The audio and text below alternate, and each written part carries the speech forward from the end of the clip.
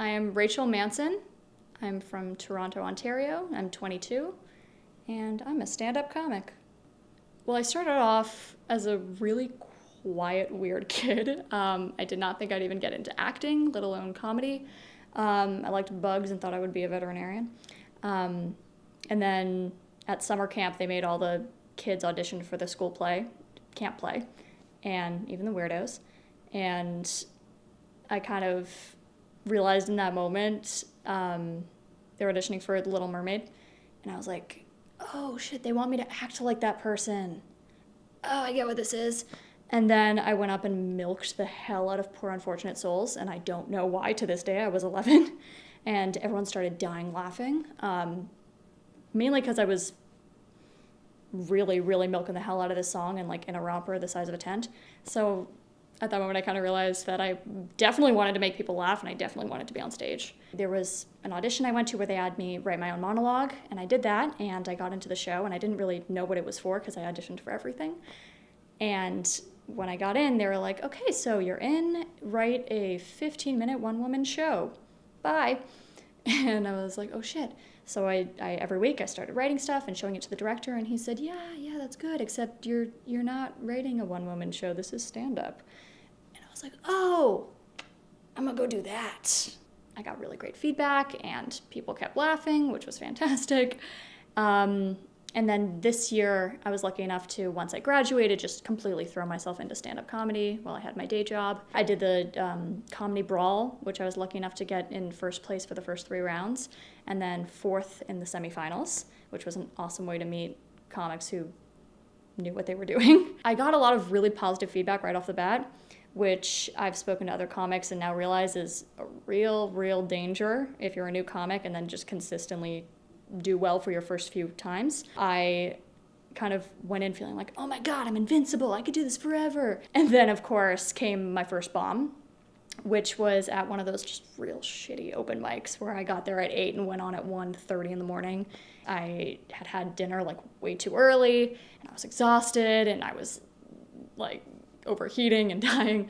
And finally at like 1:30, after like 4 comics in a row who are all guys talking about how they wanted to hook up with like only 21-year-old girls.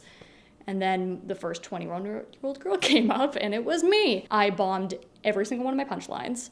I did my whole set in maybe 2.5 minutes. And then I ended up like apologizing for my own presence. It felt, well, shitty, awful, and sulked for a little while. But then afterwards, I was kind of sitting in my own filth and kind of thinking about it. And I was like, oh my God, I bombed for the first time. I'm a comic now, I can do it. Actually the reunion of the summer camp where I first got on stage and made people laugh. And it was a reunion with like everyone in their 30s and above.